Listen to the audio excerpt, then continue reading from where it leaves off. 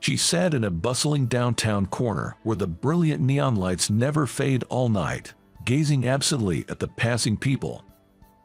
Flashy makeup, Alyssa, 15 years old. She doesn't look like she's in middle schooler, the only daughter of my boss. It happened a few days ago. I was invited to a bar after work by my direct supervisor, John. John and I attended the same university, and he was exactly a generation older than me, 38. Leo, I feel bad bringing this up for personal reasons, but actually, I have a favor to ask you. Oh really? What do you need? As I leaned in, John said, I'm getting a divorce. John married his age mate when he was 23. It was a shotgun wedding. They were happily married in their 20s. However, entering their 30s, disputes between the couple, mainly revolving around their only daughter Alyssa, increased. John is rather permissive. On the other hand, his wife tended to micromanage even the small stuff. For example, John said, Alyssa was in 3rd or 4th grade. His wife realized they were running out of mayonnaise while making potato salad. So, she sent Alyssa to the local supermarket. She explained in detail to Alyssa about the brand, product name, weight, and where it was located on the shelves. However, what Alyssa brought back was different from what her mother had specified. Even if they wanted to exchange it, Alyssa had lost the receipt somewhere. His wife scolded her harshly, and Alyssa began to sob. When John heard about this, he said, It's just mayonnaise, any brand will do, there's not much difference. Then, his wife snapped at John. What are you talking about? This one uses only egg yolk, and this one uses whole eggs. They are completely different. Before John could argue, his wife's anger was again directed at Alyssa. I explained so much. Firstly, she generally doesn't listen to people properly. Her attention is scattered, and she lacks focus. It's not just about our daughter. Everything is like this. Being with her feels suffocating, so to speak. John said with a sigh. Gradually, conversations between John and his wife decreased, leading to them meeting and sleeping separately. And about 6 months ago, talk of divorce came up. Neither had any objections to the divorce. My wife has already left the house and started a new life with her parents. So, the problem is, it was about Alyssa's custody. They were arguing over who would have custody during the divorce negotiations. Under the law in America, when divorcing, it's necessary to decide the custodian, either the father or the mother. She is clinging to Alyssa's custody as if it were a lifeline. According to John, his wife is declaring that she wouldn't hesitate to bring it to court mediation instead of a settlement. So, what do you need me to do? I asked. I need your help with my daughter, Alyssa. John, with his eyes reddening as if he was about to cry, said to me. So, here I am, in the sparkling neon night of downtown, with a photo of Alyssa given to me by John. The photo was taken secretly by John, who was worried about Alyssa going out late every night recently. Flashy makeup, clothes that boldly revealed her skin. She looked mature in the photo, but seeing Alyssa in person was strikingly more alluring. I approached her as she was sitting in a corner of the downtown area. Hey, you, could you, She raised her head to look at me. Her eyes were filled with distaste. I'm not into that sort of thing. She spat out the words and walked away from me. John's request to me was to stop Alyssa from, well, roaming around or hanging out every night. Alyssa's behavior started to change after John's wife left home. She continued going to middle school but quit her tutoring classes on her own. She would lock herself in her room at home and didn't talk to John. They hardly saw each other. and she would go to the downtown area night after night, not coming home until 11 or 12. John was genuinely worried about his daughter, Alyssa. And another concern was the impact of Alyssa's misconduct, if it continues, on the custody battle during the divorce. In divorce mediation, decisions about custody are made by evaluating which parent has more love, financial stability, and caregiving ability. Currently, his wife lives in her parents' house and has a full-time job. There is no financial issue, and her parents are there to look after Alyssa when her mother is at work.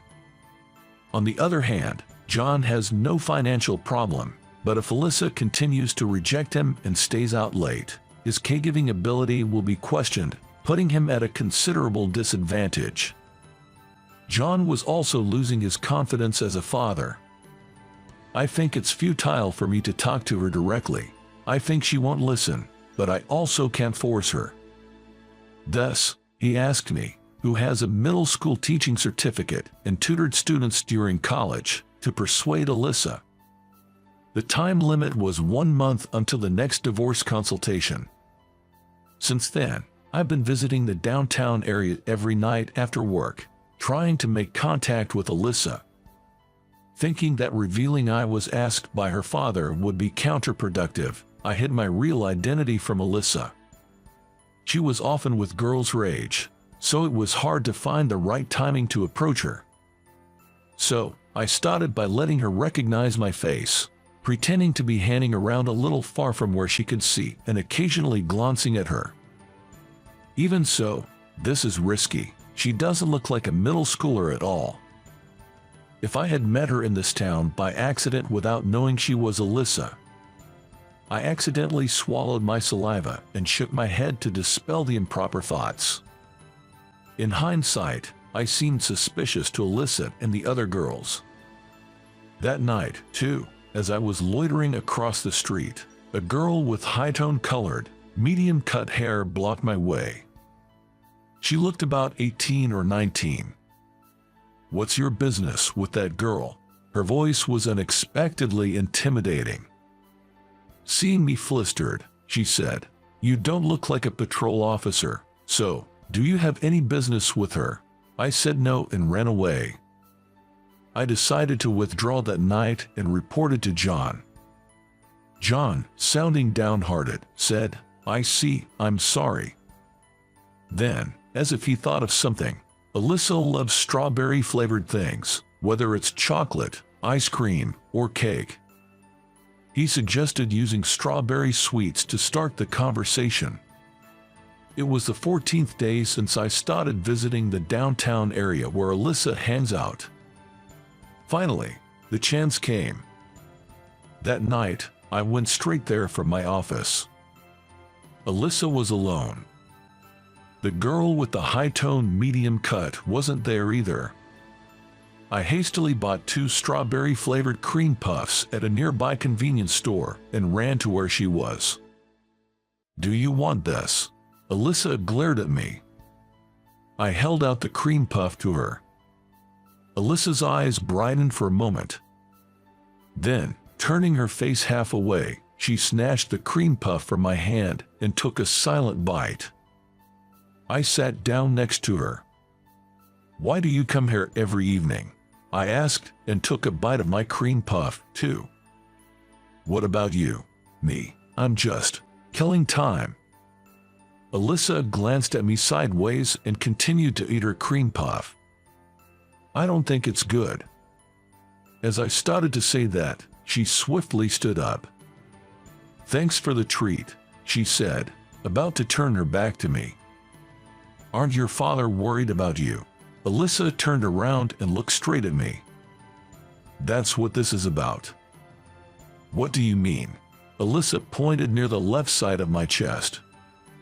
I came straight from work, so I was still in my suit. On the left collar of that suit, where she pointed, a company badge was shining. "You work at the same company. My parents sent you to watch over me." I quickly grabbed her arm.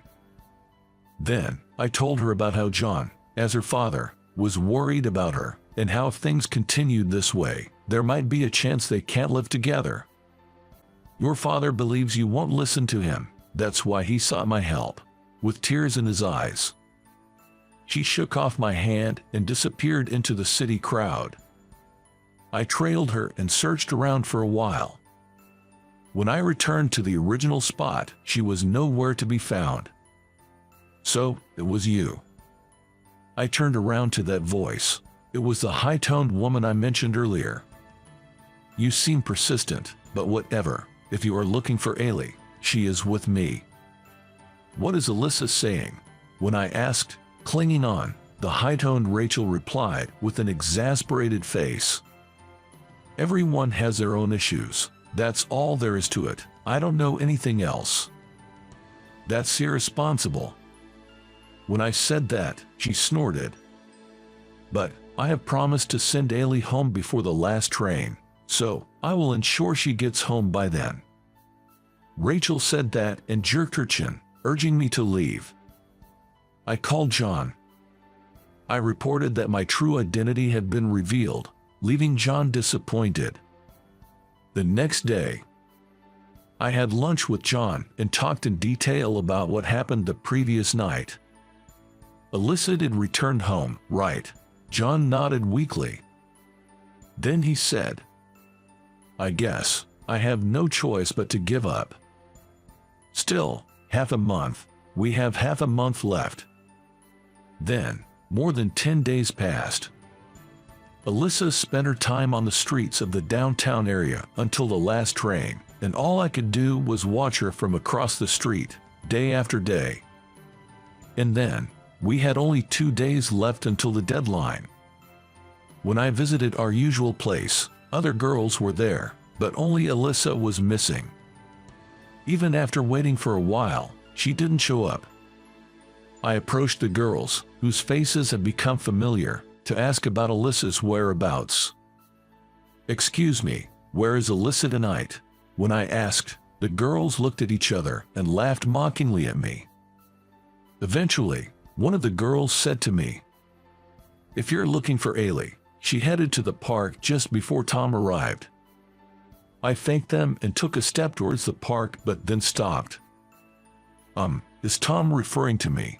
Yeah, you see, we used to have a fat cat next door who would always watch our house from the top of the fence just like you. That fat cat's name was Tom. Sent off by the girls' laughter, I went to the nearby park as told.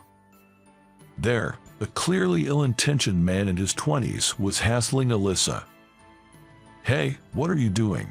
I rushed over, and Alyssa clung to me from behind. I pushed Alyssa behind me and got us out of there. What's your problem? The guy approached me, his eyes blazing with anger. Then, he grabbed my collar as I backed away. I'm not proud of it, but I'm not confident in my strength. The man raised his fist. I pushed the man with all my might and turned to escape. But I twisted my ankle and fell on my butt. What's the matter? You were acting all cool just now. The man grabbed my collar again. At that moment I thought I was going to get hit. He let go of me. And then, he ran off as fast as he could. I turned my head to the opposite direction from where the man ran. Then, led by Rachel, the girls who call me Tom and some shady-looking guys I've seen in the downtown area were running towards me. What happened to you? Alyssa had gone to call for help, and in no time, Rachel had gathered acquaintances from downtown to come to our aid. Hey, Ailey. Rachel called Alyssa and ordered a cab to take us home together.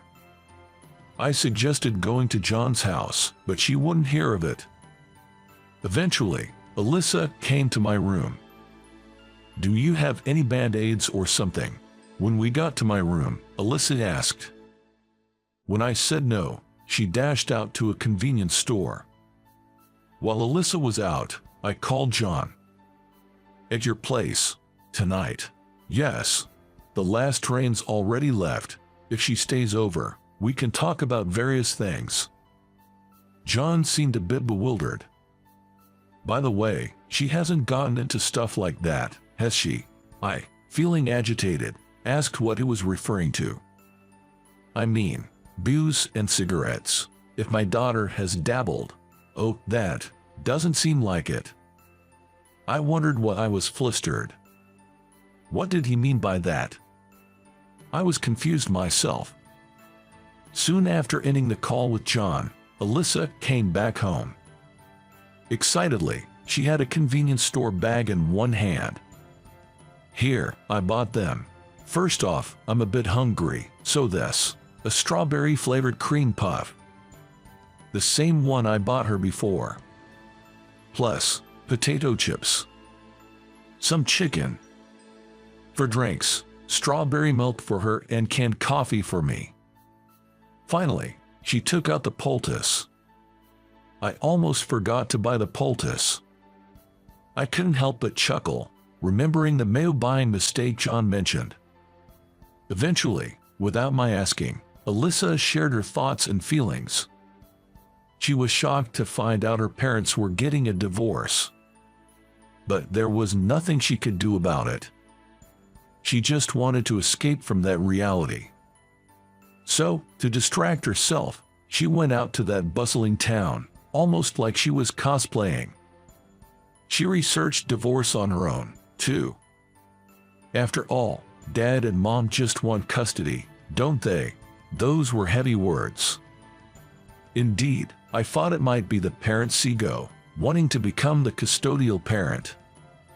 And again, when brought to divorce mediation, if there's a minor over 15 between the spouses, a confirmation of the child's wishes, directly, as to which parent they prefer, is always conducted.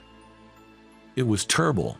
Both Dad and Mom had their flaws, but the things I loved about them were much more, for both. And then to be told, choose because we're getting divorced. It's impossible. Alyssa screamed her pent-up feelings and jumped into my arms crying. The next morning, John came to pick her up in his car. After putting Alyssa in the car, John asked me secretly if we had talked. I nodded, and I asserted, "But whether it's to you, or your wife, or the court, or anyone else, it's secret, what I heard from Alyssa. At the very least, I thought I should not disclose which parent she would choose until she decides herself. If I don't do so, I feel like I would be betraying her, who had confided in me things she had been bottling up inside." Alyssa stopped going to the bustling town from that day. John and his wife's divorce discussions broke down, and mediation was indeed initiated. When the court investigator asked Alyssa about her preference, she chose her father, John. The mediator respected her wish and awarded custody to John. His wife reluctantly accepted this, and the divorce was finalized. Later, she contacted me and told me why she chose John. Because Mom has both grandparents, and first and foremost, she's reliable. In contrast, Dad is hopeless when he's alone. Alyssa and I kept in touch for a long time. We met in person a few times a year. Close, but not too close. That's how our relationship was for about 7 years. I was 33, and Alyssa was 22. "What's this serious talk about?" As soon as we sat down at the pub, John said. "It's been a while since I drank with John since I moved apartments. I was the one who invited him. It had been a long time since I came to this city at night. The busy district that 15-year-old Alyssa used to visit night after night. Alyssa chose and booked this place. Actually, Alyssa will be here soon." John, looking surprised, opened his eyes wide. Suddenly, a large mug of beer was rudely placed on the table. "Hey, we haven't ordered yet," I told the young waitress who brought the beer. Then, that waitress acted as if it was just a courtesy and paid no attention. "Actually, I have been dating Alyssa." I only said it bluntly and gulped down the courtesy beer. John also sipped his beer, still in shock. Judging from Dad's reaction, you've already told him, Alyssa arrived and said as she sat next to me. Then, the same waitress came and placed a strawberry cooler in front of Alyssa as a courtesy. She just stood there without moving. Hey, Ailey, shouldn't we have ordered before discussing? I looked closely at the face of the waitress who said that. This is that Rachel. While I was surprised, Rachel winked at me. I nodded and beckoned and whispered a few words to Rachel, who came closer. Since when, you guys? I explained to John how even after it was decided that he would be the guardian of 15-year-old Alyssa, we kept in touch. And I confessed my feelings to Alyssa recently, and she accepted. Because he was always there for me when I was in pain, struggling, sad, and also when I was happy. John said he understands, with tears in his eyes. Have you already told your mom? Alyssa replied, not yet. Even after John officially divorced, Alyssa and her mother met whenever they wanted to. Of course, even after she became an adult. John strongly grasped my hand, placed on the table, with both his hands.